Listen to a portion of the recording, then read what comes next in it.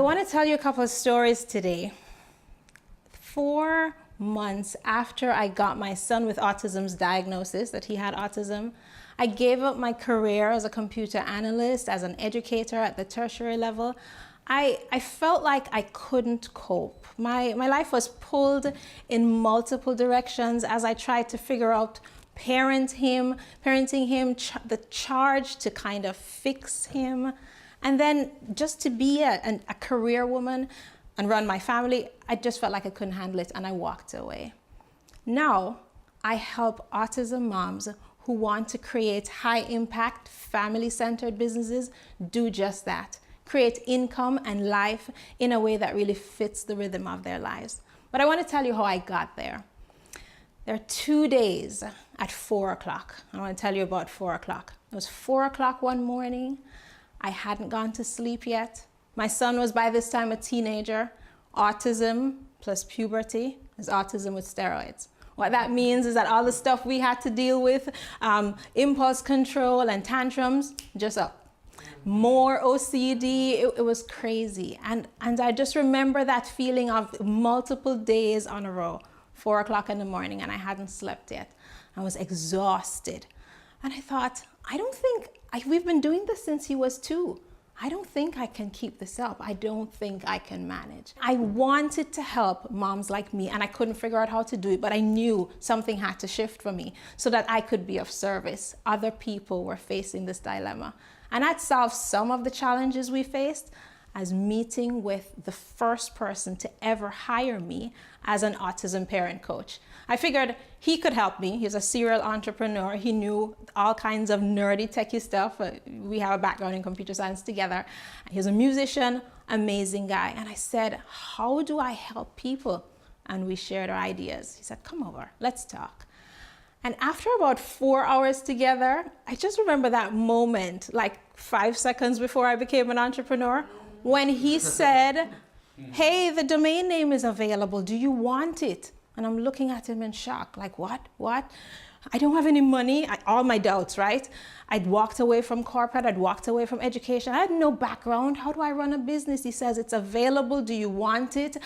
He says, I'll take out my credit card. Boom.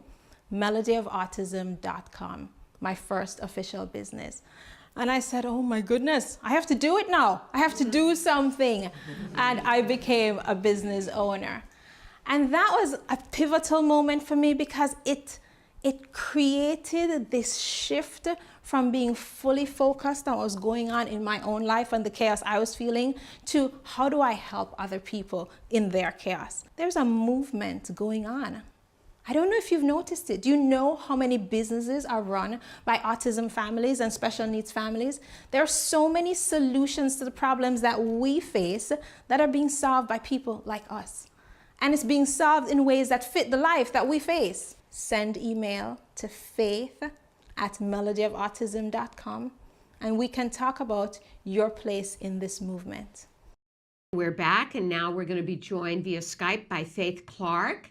And you heard her speak just a moment ago. Faith coaches, consults, and creates experiences that help others take their desired next steps. Parents of children with autism. She's the co-founder of Melody of Autism, which helps ASD families thrive. So she's a performance coach, and she's curator of autisticbizmoms.club, a community of women who want both impact and healthy balance. Welcome to the show, Faith. Hi, thank you for having me. Yes. We're thrilled to have you. And in all those wonderful things that you listed, Nancy, one of the things that became clear in the video is that Faith is also an autism mom. Right. And so she's got firsthand information in this area to help folks. So Faith, we saw this wonderful video with you when you talked about how you decided to become a coach, but talk about some of the things that you've been able to help families with. So with Melody of Autism, part of what I started with was this question: how can we expand the tribe, the village around each family and each child? Because I realized that autism is not each child with autism is different. And so child care and kind of really specialized support was very, very hard and difficult to afford. And so part of what I like to work with families with is how to understand your child in a very, I think, gentle and nourishing and supportive way. And then how to help others join a movement, if you want to call it, to understand your child in that way and so offer support. And so whether it's the after school nanny or somebody just to take your child to therapy, I think all the hands that interact with your child with autism or any other special need, they need to have an intuitive understanding of who your child is. And so I tend to work with families on how to build that and work with the caregivers on how to understand in those ways. Now, this all comes from personal experience. Talk about how you had a major career. You were a computer programmer on Wall Street, and you taught at the college level. You had a career in computer engineering and systems analysis. So, but did you give this up because of your child with autism? Can you talk about that? It was a crisis moment when I got the diagnosis, because I really wanted to, I guess, ground myself. I didn't understand how to do both. I didn't understand how to be a mom, how to have a child with autism, how to, like, my dreams for my child felt completely different from my dreams for myself. And I didn't know how to pull them together. And frankly, I didn't care to. I didn't feel like I wanted to try. And so I stopped. I kind of gave up my job, and I was able to be home, and that was good. And then I kind of threw myself into what is autism intervention? How do we fix him? How do we cure him? But not with poor self-management. I mean, I was really good at learning and understanding and navigating, but there was also, I didn't kind of know about self-care or even tune into that. And so over time, it was just quick to burnout and feeling pulled in multiple directions, therapists saying different things. How do you, integration is a big word for me, both as a systems programmer and just as a human. And I didn't feel like I knew how to integrate it all. And so I kind of got to the place where I just stopped everything. Okay. And it's so fascinating because as you're talking about, I think we can all relate to it, that you kind of lose yourself into your child. And this is one of the things that you talk about so eloquently is the relationship between the parent and the child and the emotional health and well-being of that. And so how do you help families to work with that? I think on a really deep level, we all know what feels good to us in our relationships, but as we engage this path of intervention and the structure and these ever-closing developmental windows and all this, we kind of lose this sense of what feels good. So I try to bring, especially the mom, back to that place of what does your child really love? And what do you really love about your child? And it could just be as simple as he leans on me and touches his head to mine and he smiles, and making those moments really big and making the pleasure and the joy that we have from parenting our children be the anchoring spot and building out from there. I remember a moment in my own journey, and a client and I were talking about this, that every single moment can't be about where you pardon my delicacy, where you put the poop. Like, you can't be constantly on the put your lips this way, brush your teeth this way, or read this word. And so helping families to pay attention to the pleasure, to the joy, to the juicy stuff in the relationship and making that the priority. And from that point, choosing one thing. It may be that we're just working on the child being able to communicate in one specific way. But that's just the one thing that you're allowing yourself to police right now. Police nothing else. Everything else, if people aren't bleeding and dying, let's leave it alone. And kind of giving ourselves permission to be in those moments where we leave things alone and just allow. I love that, Faith, because I love that because then we get back to a substantial portion of the day enjoying our kids. And I think they deserve that and we deserve that. So I love what you're saying. Talk a little bit about parenting like a ninja. This is an Autism Mom's Guide to Professional Productivity. So parenting like a ninja was the way I took out of my head the journey I'd been on. That journey from feeling fragmented and kind of pulled in multiple directions to the place where I feel more integrated, more purposeful, more productive, more organized. and still I'm not sleeping nights because my son still doesn't sleep well at night. So it's a journey through mindfulness, some of the tools that I've used, through mindfulness, through some of the strategic thinking that I knew how to do as an engineer, applying that to my own life, to the place where I'm constantly refining a plan that works for me. And I invite moms and others just into this space of being productive by knowing how to direct your energy in the way you choose, not having your energy pulled all over, but knowing how to direct it in the way you choose. And you say that autism moms are hackers and that entrepreneurship can be an emotional health buffer. What do you mean by that? So I think that autism moms are the perfect candidates for entrepreneurship because we fix stuff just on the fly, on the go. Who has the time to figure out if there's a real product or whatever? Like my son taught me how to pick a lock because he locked all the doors. Then you just lock, and who keeps those keys around? So I figured out, with the paper clip, and I figured out how to do that. So I think autism moms have a built-in adaptability that, in performance psychology, we talk about the traits of the entrepreneurial team, and a high adaptability and being able to learn from experience are the traits of an entrepreneur. And so many moms have figured out solutions, and other moms have asked them, hey, how do you do so-and-so? And they share it. And that's the basis of having a product and being able to share that product.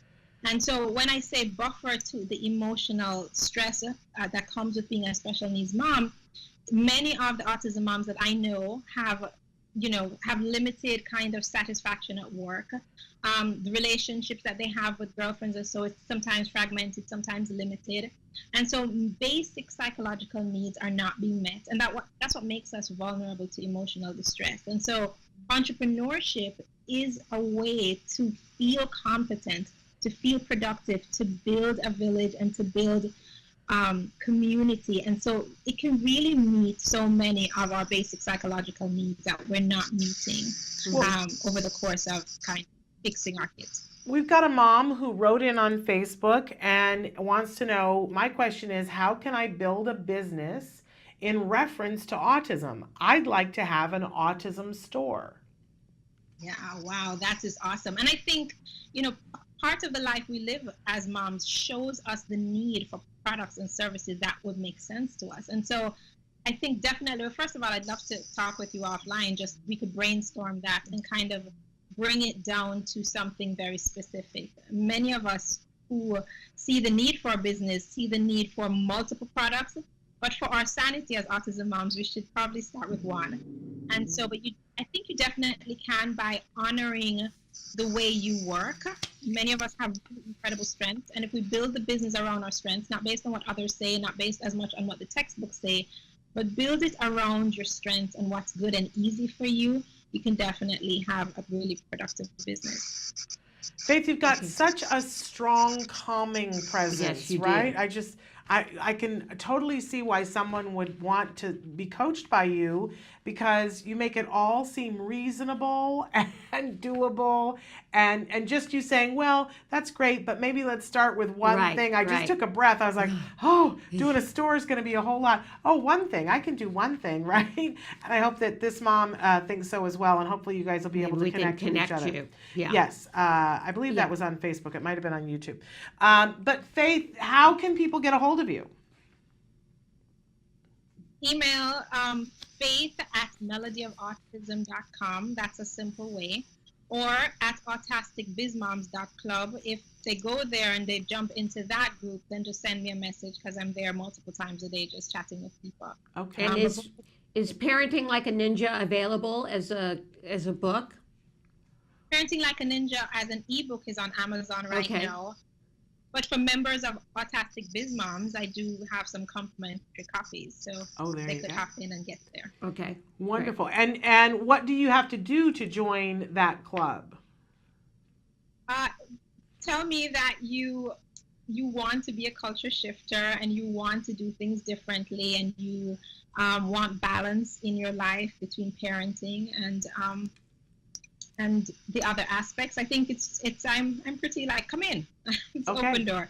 Just click on the link, and it will talk you through. Now tell us about your situation now. How is you have a child with autism. Can you talk a little bit about that? Sure. Jaden is 19. He's 20 this year. Right. I have a 16-year-old and a 13-year-old as well, who are typical, except there's no such thing as typical. So. Yeah. And Jaden continues to be significantly challenged. We had 2 regressions, and so autism showed up differently after the second regression, which was also really hard for me. And so he continues to have impulse control issues and a combination of kind of motor difficulties. At the same time, he's learning to type, and as he's been typing, there's been these profound expressions of self-reflection and understanding. A therapist came to the home today, and he said to her, "Are you here to help me with autism?" And she said, "Yes." He typed that, and he said, "Sometimes autism prevents me from being able to accept the help." And I thought it was just so profound that he could do that in the middle of his body running all around the house and walking out. Yeah. Amazing. That is amazing. Now you said he had 2 regressions. Can you explain to our audience what you mean by that?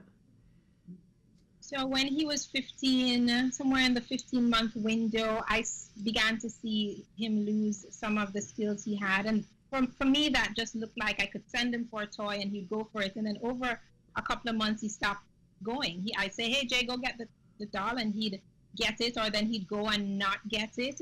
And then he would go and not return, and then he would just not go. So we started to see what looked like he wasn't hearing, but I knew he was hearing because he was hyper. He could hear. He responded so sharply to sound. And so that was 15 to 18 months. We got diagnosis when he was 22 months old. When he was 6 years old, it was more distinct.